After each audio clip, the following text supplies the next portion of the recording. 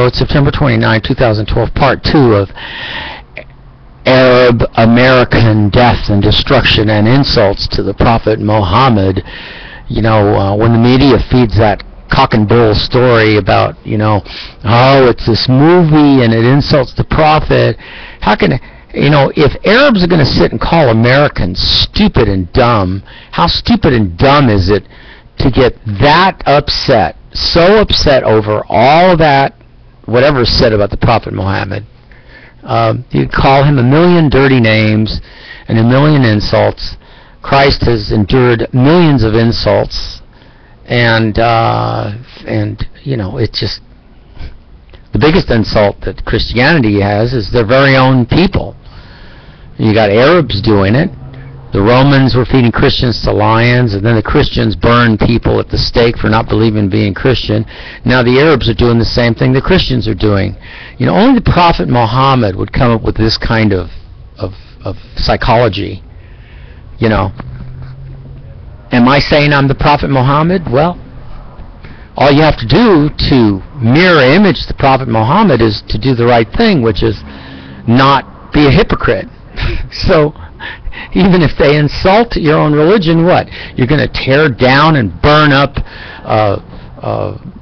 embassies and whatever. It's just unbelievable at the hypocrisy. All my videos prove that the whole human race is nothing but full of crap. You deserve a meteor right in the middle of the Pacific Ocean and to drown like the year 2012 in the movie. Just destroy the whole world. Arabs, Christians, Jews, I don't care. Just get rid of them. They're all hypocrites anyway, and any good people that are minority that exist within all that bunch of humongous majority of hypocrites and liars and cheats and violent jerks. Hey, why bother? Look what happened to me here in America, and it's still happening. And I still have to deal with people that are self-serving and jerks and people at storage, etc. They say they gave me a month to move. I couldn't find a place. I asked them, why don't you help me find a warehouse where I can move? I can pay per month. I just can't get past the qualifications they're asking. Credit check. A credit check? For what? What? I'm going to be paying every month. Why do you have to add more crap on top of your rules and regulations and procedure? Your procedure fanatics are more important than the money you're getting every month. Explain that to me, people of the United States, or Arab people. Explain that to me. You're also stupid. You deserve a damn meteor. And it's unfortunate that good people like me that haven't done any violence, that have only been the victims. Romney says that 47% of the people feel like victims. Well, I'm definitely a victim. A repeated victim. That's the worst crime. If you're a victim just once, that's one thing. But to be a victim over and over and over again because of inadequate local, state, and federal laws, abusive local, state, and federal laws. I call them vicious cycle laws or color of law. Vicious cycle, color of law laws. You could call it a million different things. It doesn't matter. No one's doing anything about it. And so what if I sign my papers with the presidential seal? It's not being taken as valid. I just watched a popular video that's become very popular talking about labor laws and all the things that I was talking about throughout all my videos. And John F. Kennedy's pointing out all the things that I've already pointed out too in my videos. As a matter of fact, I never saw that particular speech by John F. Kennedy, which after seeing it, I'm going, wow, sounds like everything I was saying. And it's just common sense, and it seems fitting that to see his brains blown out in a car with his wife is pretty much, he's lucky that he's got his brains blown out, because at least he's dead. I'm still alive to watch people victimizing me over and over and over again. And the very same people who are victimizing me are turning around and bitching about their lot in life. But they're not looking at what they're doing to people like me. So where does it stop? It's a vicious cycle. It just goes round and round and round and round. And it's very tiring. And it makes a person want to commit suicide. It makes a person want to stop living. Because I'm going to die anyway. It doesn't matter. Why should I want to continue living with a bunch of people that don't know how to treat themselves and certainly don't know how to treat other people? Like I said, my letter predicted 9/11, and then I showed you this in my other video, my form, and still people won't believe it that it's a cryptic prediction. I wish I could show you my letter that I wrote well, no, you can see it on VoteSmart. It's dated 2008, 4 years before Ambassador Stevens dies. Here I am talking about how my ambassador is treated. And in my videos I say, whatever you do to me is going to happen to you twice as bad. Well, it did. But then again, you'll have people that will rationalize it away. People in powerful positions, even if the media were to give me equal attention and they were brought to bear to have to answer to the questions and things that I've been talking about, they'd rationalize it. You know how they do it? They'd say, well, yeah, Caesar can say that, but then violent things happen all the time. The Middle East is a hotbed of nothing but violence. So sooner or later something's bound to happen, and if he just happens to mention that he has a make-believe ambassador that has been mistreated, well then one of our ambassadors dies 4 years later, he can very easily superimpose his cryptic prediction onto a current event 4 years later that deals with an ambassador being killed. Or was it somebody in the Middle East using my videos as one of the reasons that they would attack these embassies? And that secretly they're not bringing my name up, they're just bringing up the excuse that it was the movie, which is also on YouTube, is an insult to the Prophet Muhammad, and that's reason enough to destroy the embassies and all that. Or, here comes the real twister, okay? Or, could it be that I actually did predict cryptically, that I actually did know one of your ambassadors eventually was going to be killed? You have to look for other anomalies, like the name Christianity, Christopher, and then Stevens. Now, in the past, I mentioned that the Nazis had discovered a lot of interesting weaponry long before World War II ended, and that there was a Roswell event that took place in the Black Forest equivalent to what took place in New Mexico, Roswell, New Mexico, and that this event that took place in the Black Forest was, and their contact with the so-called advanced race of beings gave the Nazis this boost to be able to, jump ahead.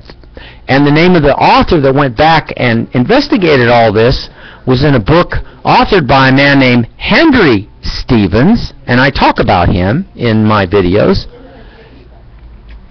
And I talk about the inventions that the Nazis, including a small flying saucer that they had invented. And you'll see all this on YouTube. But unbeknownst to all of you, I knew about this long before it was on YouTube. I knew about the Addicted to War comic book. And what I learned about U.S. policy by Frank Dorrell. And I showed these books on YouTube. I've shown all these things on YouTube, but see, they're so scattered. There's 300 videos. They're so scattered, the government now knows that I've done a disservice to myself. Behind closed doors, that's what they're saying. People will never be able to coalesce all of Caesar's talking and get the right pieces of the puzzle. He's created a puzzle within himself. And they'll never be able to coalesce all of the information into one founding, forging ahead group authority to be able to challenge the administrations. He'll just sound like a raving lunatic, ranting and raving, blah, blah, blah, blah, blah, blah, blah. And he'll sound like a nutcase.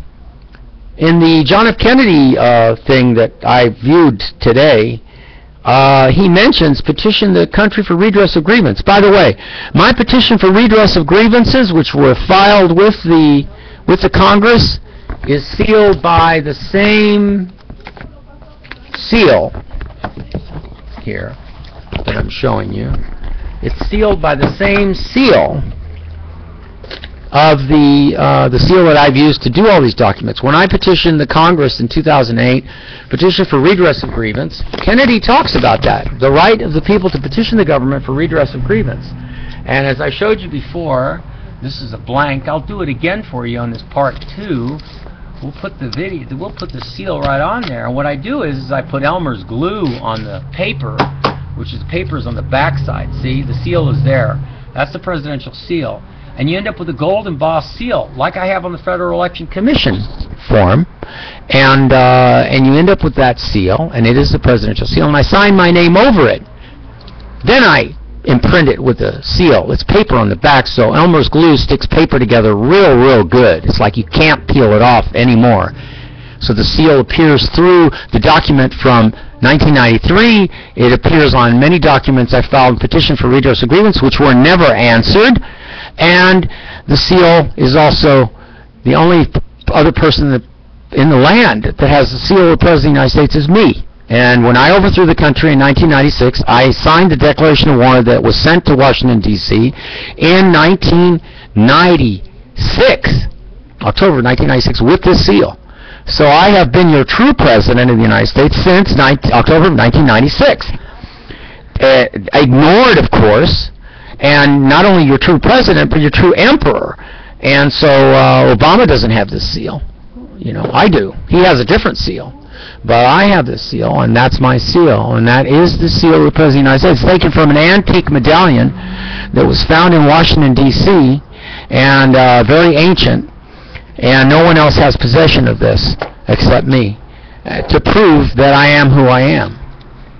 It's like the Mark Twain classic, remember? The pauper, the prince and the pauper, and they're looking for the great seal of England, and they couldn't find it, and finally the kids find it, and in the movie, the two twins were cracking nuts with it. I thought that was great. A great thing that for the director put into that movie, Prince and the Pauper. Anyway, so that's my seal. And I signed petitions for redress of grievance, which is in your First Amendment, and John Kennedy talks about that. And again, totally ignored. Now, many of the paths the destructive paths that I was forced onto would have been averted if they had answered even one of my things. Or the spherical oil tanker that would have stopped all oil spills from 1979 to now. Or my two-story house that would have averted or put a big dent in the droughts that have been taking place since the 80s. But instead, I'm totally ignored, I'm totally attacked, I'm not giving equal publicity by ABC, CBS, NBC, because they want to have fun with candidates like me. They want to make fun of me, they want to put a standing thing in there, they want to gist of me, they don't want to take me seriously. I'll never get an interview with 60 Minutes. And I would refuse it anyway, because I already said in one of my videos, you know, when Kennedy's brains were blown out, CBS paid Zapruder, that's the name of the man who filmed the assassination, happened to be there with his 8mm film camera, they paid him $10 million for that film. Well, that's what you're going to have to pay me, ABC, CBS, NBC, or any of you, to ever get an interview with me. And when I get the $10 million, believe me, I will skip this country. I'll say, screw you, up to kazoo, because you've already taken the young years of my life. Why should I give you anything after all the damage that you've done? And it's continuing to this day. My life is being... let me back up. Every place that I've lived at is a research facility. Every place. It's a self-learning research facility. So every one of my research places was destroyed by building and safety, the fire department, LAPD, your contradictory laws. Everything that you did, you hurt yourselves and you hurt me. And there's nothing in the world that can ever bring my buses, the fruits of my labor, everything I worked so hard for, my lifelong hard work has been destroyed over and over again by private parties, public parties, authorities. You're all evil. And it's sad, but that's the only way you'll ever get an interview from me, so I look at that maybe I'm probably never going to be interviewed. That's number one. And number two, I will die a pauper, and I will never have one penny to my name because you people have destroyed my life. So, you know, one thing for sure, when I do die, the day I die, I'm going to burn this and hit it with a hammer before I take my last breath, so that nobody gets this except me. You're all evil. This proves you're all evil right here. This proves you're all evil. No flag or country, colored rag is worth all this multiplied by thousands. And you are all evil. There's nothing. God blast, not bless, God blast America, okay?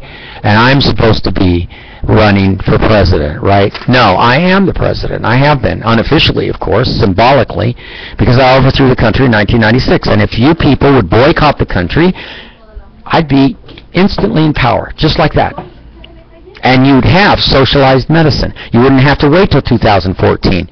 You'd have all the benefits that we're supposed to be enjoying, and the Middle East would have benefits, and Europe would have benefits. It would spread like a good vibration all over the planet. But you people are too spoiled. You don't care about having a revolution. You don't care about telling the rich people who's really in control. So, hey, live with it, because you've destroyed yourselves and me while you were at it. And that's the saddest part of all. All this was just decoration. All this was just flair, just to try to get attention. But not even that doesn't work anymore. It just doesn't. Saying outrageous things like racial slurs on YouTube doesn't work, because you don't care. The media is controlled. They're telling you that Prophet Muhammad, the insult to Prophet, that's the reason that Christopher Stevens died. No, that's not the reason. It was probably a super deep black ops operation by the United States government themselves, killing their own ambassador because they're too embarrassed to admit that I exist. And that's the real truth. To admit that if they were to meet me on stage, every senator, every congressional representatives, every president, I'd wipe the stage with all of them, because they're all hypocrites along with every voting American citizen. You blaspheme the name of God because it's printed on all your money, and then you use that same money to finance your wars. And any of you that are Christian, you're violating your own Matthew 18:6 by killing men, women, and children, especially children. You're putting a millstone around your neck and tossing yourselves into a symbolic sea of hypocrisy. No, you're all evil, trust me. And every time I go to sleep, every time I wake up, every day that I suffer, you people are just digging a hole that's so deep you're never going to get out of it. Because I'm not the only one you've been doing this to. Trust me, I know I'm not. And that makes you even worse. Not responding to me is the worst thing you could do. Trust me, you'll find out in the next month. I'm giving Obama and Romney till the middle of October to meet me on stage and debate me. This makes another challenge, and if you fail this one, you're really up the creek without a paddle on this one.